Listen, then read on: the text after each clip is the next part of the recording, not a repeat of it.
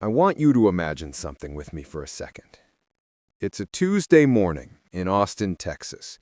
The sun's already beaten down like it's got a personal grudge. I'm standing in the longest Starbucks line you've ever seen, wearing yesterday's jeans, no makeup, hair in the messiest bun known to mankind, and I'm holding a crying 2-year-old on my hip while my 4-year-old is trying to lick the glass pastry case. I finally get to the counter. The barista smiles, the kind of smile that says, "I've been here since 5 a.m. and I still love humanity." I mumble my order. Grande oat milk caramel macchiato, extra shot, extra caramel, please. She rings it up. $9.37. I swipe the card, and for a split second, my stomach drops, because I know exactly how broke we are. That $9.37 could have been groceries.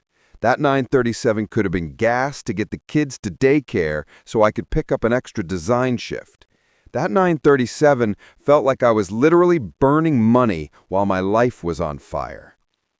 I take the cup, find a corner table, sit down, and I just stare at it.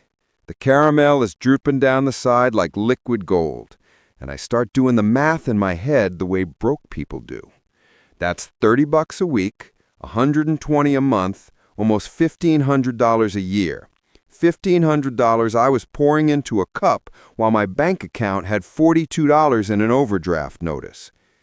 And I started crying right there in the middle of Starbucks. Not cute crying, ugly, snot bubble, trying not to scare the kids crying. Because in that moment, I saw myself clearly, for the first time in years. 31 years old, divorced, 2 babies, living in a 1-bedroom apartment with a busted AC, working freelance graphic design gigs that paid 2 weeks late if they paid at all, and here I was spending almost $10 on sugar milk because I deserved it after a hard morning. I felt like the dumbest human alive. A lady at the next table slid a napkin across to me without saying a word. I wiped my face, took a sip of that stupid overpriced coffee, and something shifted. Not a lightning bolt, not angels singing, just a quiet, dangerous little voice in my head that said, "Ashley, what if this $9 coffee is the most expensive mistake you keep making, or the last one you ever make?" I pulled out my phone, opened the Notes app, and I wrote one line. Day 1. No more $9 coffees until I can buy the whole damn Starbucks. I didn't know what that meant yet. I just knew I was done. That night, after the kids were asleep on the couch because the bedroom was too hot, I sat on the kitchen floor with my laptop and that sane caramel macchiato energy still buzzing through me. I opened Instagram and I did something I swore I would never do. I went live. No makeup, tank top with a stain, hair still in the bun. I hit the button and said, "Hey, I'm Ashley. I'm a single mom, I'm broke as hell, and today I spent $9 on a coffee I couldn't afford. And I'm done being an idiot with my money and my life. So starting right now, every single day that I would have spent on that coffee, I'm investing in myself instead. I don't know what I'm doing, I'm scared, but I'm doing it anyway. If you're tired of being broke and you want to watch somebody figure this out in real time, stick around. If not, that's cool too." I thought maybe 3 people would watch. My mom, my cousin, and some random bot. 600 people joined in 10 minutes. By the time I went to bed, 2,000 people had watched the replay. I woke up to DMs from women saying, "I do the same thing, I'm in." Men saying, "I spend $15 a day on energy drinks, I'm in." People sending me $5, $10, $20 on Venmo saying, "Put this toward your first investment in you." I cried again, but this time it felt different.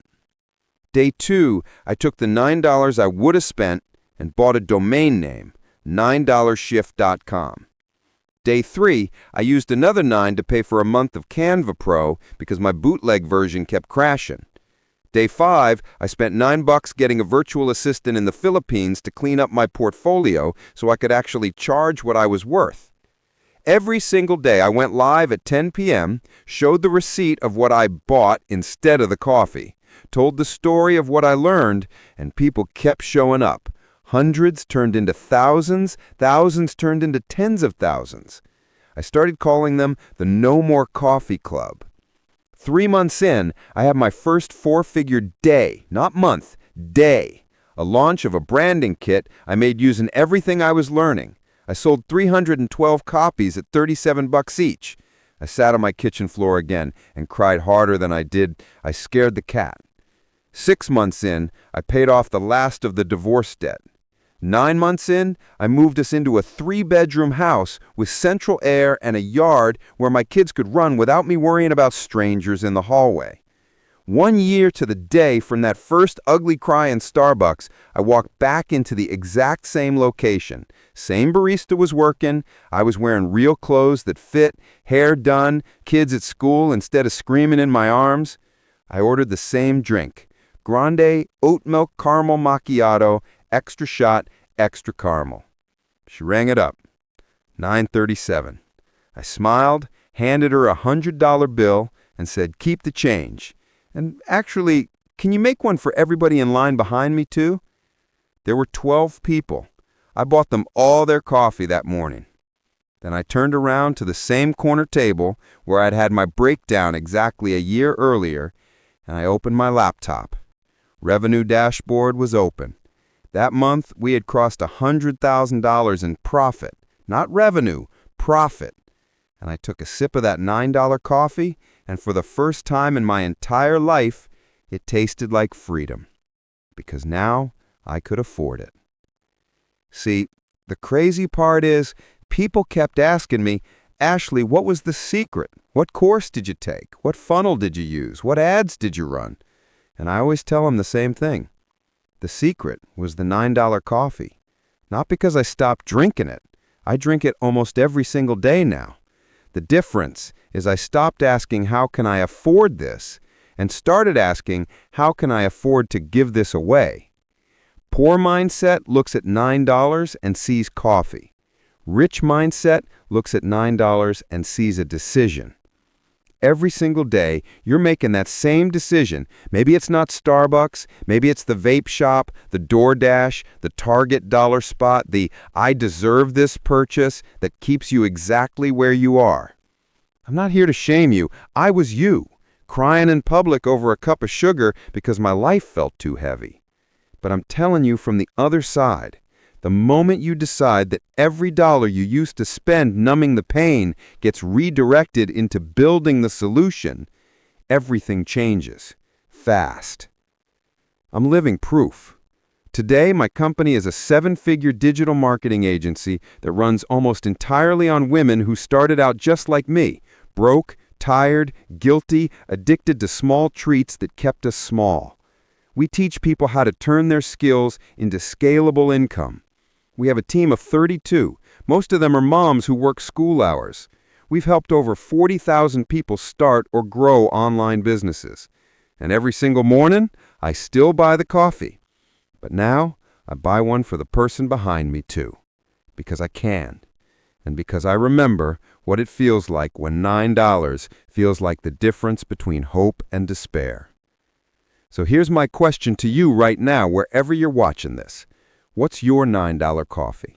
What's the thing you keep telling yourself you need just to get through the day, when really it's the thing keeping you from the life you say you want?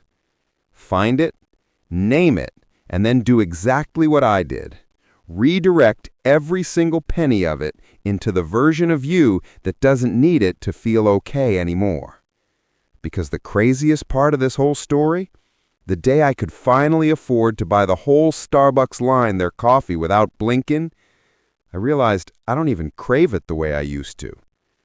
Turns out when you're no longer medicating broken dreams with caramel syrup, coffee just tastes like coffee. And freedom? Freedom tastes so much sweeter. So go find your $9. I'll be right here waiting on the other side when you get here. You've got this. And I'm proud of you already.